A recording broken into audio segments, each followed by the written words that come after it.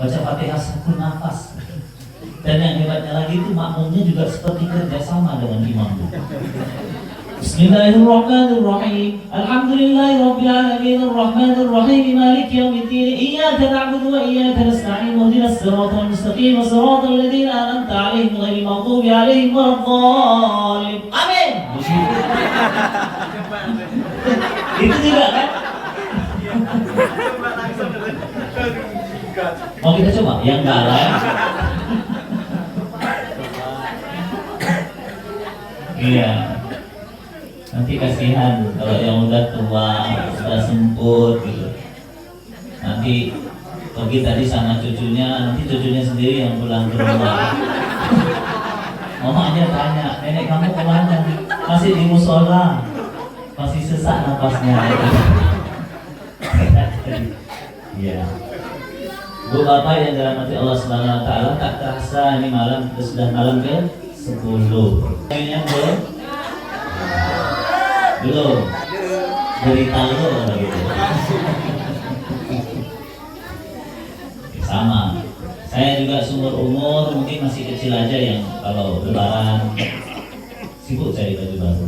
Kalau kita yang udah tua-tua ini tak payah lah. Bapak ada pertanyaan seorang murid kepada Kiai. Dia tanya gini, Pak Kiai, saya mau tanya, mana yang lebih baik menurut Pak Kiai? Ada seorang yang rajin sekali beribadah, tetapi pelit, sombong, kasar, akal. Orang ini malas beribadah, tapi akhlaknya baik, dermawan, santun. Mana yang baik menurut Pak Kiai? Nah, coba kalau saya tanya Bapak Ibu, mana yang baik? Tak ada. Sama apa? Tak ada yang baik. Bingung ya jawabnya? Bingung. Sebenarnya kita ini banyak terlalu bingung nih. Tapi jawabannya betul tadi. Keduanya kata Kiai itu dua-duanya sama-sama baik. Loh, oke gitu. Ya.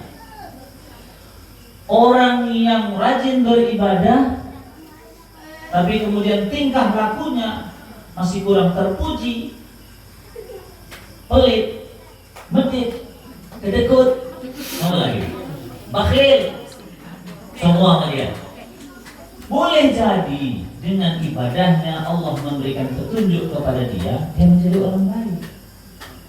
Begitupun orang yang malas beribadah. Dengan akhlaknya yang baik, kelakuannya yang terpuji, banyak doa-doa orang datang kepada dia, mendoakan supaya dia menjadi orang yang baik. Lalu Allah berikan hidayah kepada dia menjadi orang yang baik. Nah pertanyaannya, yang salah siapa? Yang nanya. Yang salah yang nanya. Kenapa begitu? Kesalahan kita adalah kita sering kali mencari kesalahan orang lain, lupa mencari kesalahan diri kita sendiri. Nah, di zaman Rasul, pernah Rasulullah sedang menyampaikan tausiah pengajian seperti ini. Rasul sekonyong-konyong menghentikan ceramahnya karena ada seorang laki-laki yang Rasul berkata begini, dia hentikan ceramahnya. Rasul berkata, akan datang seorang penghuni surga, calon penghuni surga, kata Rasul. Tiba-tiba ada seorang laki-laki yang wajahnya masih basah dengan air wudhu datang duduk di antara mereka. Hari pertama. Hari kedua, begitu lagi. Ketika sedang asik menyampaikan materi ceramah, Rasulullah kemudian berhenti dan berkata, akan datang calon penghuni surga. Dan laki-laki yang sama dalam kondisi yang sama datang lagi duduk di tempat itu. Itu terjadi 3 kali. Sampai salah seorang sahabat yang bernama Abu Hurairah penasaran, apa sih keistimewaan orang ini kok dibilang Rasul dia calon penghuni surga? Lalu kemudian dia datangi laki-laki itu, wahai sahabatku, sebetulnya saya ini mau minta tolong sama kamu. Saya berkelahi dengan bini saya dekat rumah. Saya tak bertegur lah sama dia. Malas saya nengok muka dia, muak saya nengok muka dia. Maka saya tak nak pulang. Cuma Cuma memang tak sampai 3 kali puasa, 3 kali lebaran. Kalau itu Bang. Jadi bagaimana?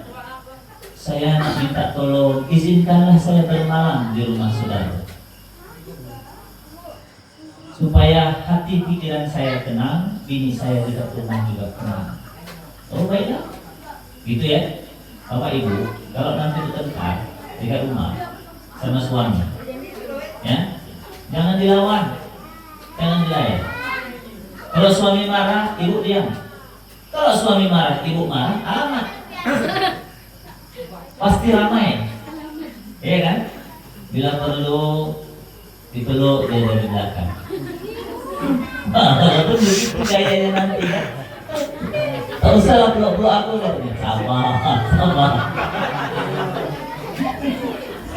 Kalau udah tak bisa dibilang, teracang. Gitu ya? Oh enggak.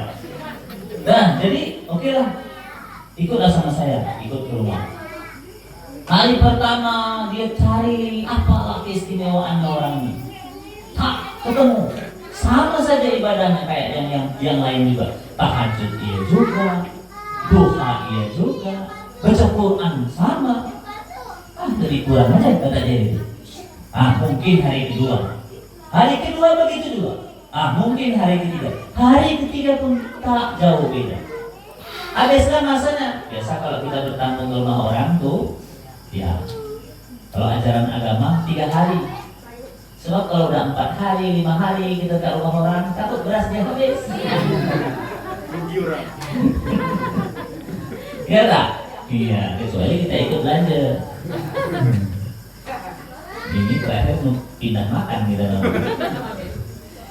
Lalu dia ngomong, dia bicara sama temannya tadi, saudara, kata dia. Saya terbuka sama saudaranya.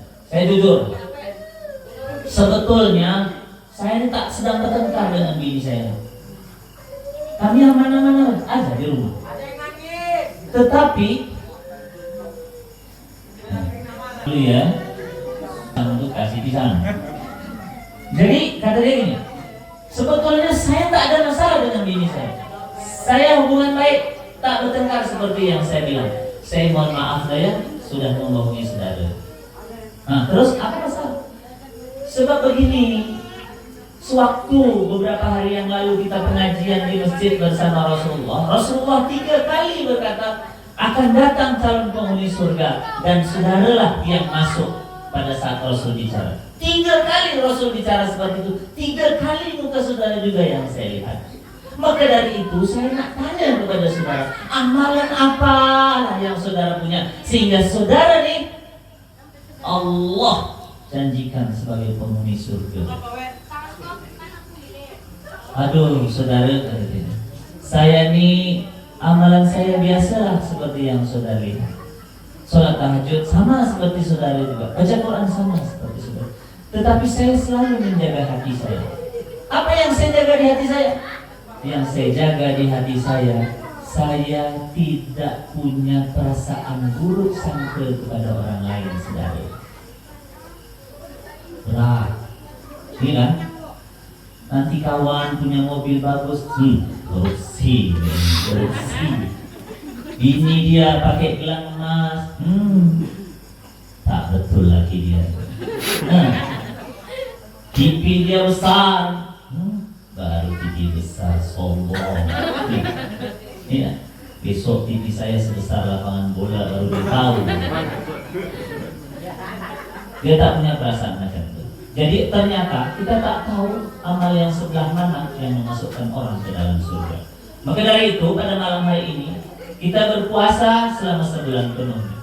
Tak ada jaminan Allah Subhanahu Wa Taala kita ini bakal menjadi orang yang berhasil menjadi insan takwa sebagaimana yang disebut di dalam Al-Quran. Sebab itu berusahalah dengan sebaik-baik. Dan ingatlah bahwa hidup ini akan sampai pada titik akhirnya. Kita semua akan kembali kepadanya dan mempertanggungjawabkan setiap inci langkah kaki kita, setiap gram kekayaan kita. Allah Subhanahu Wa Taala akan menghitung. Dan ingatlah kata Allah dalam Al-Quran, yauma la yanfa'u malun wala banun illa man atallaha biqalbin salim. Pada saat itu tidak ada lagi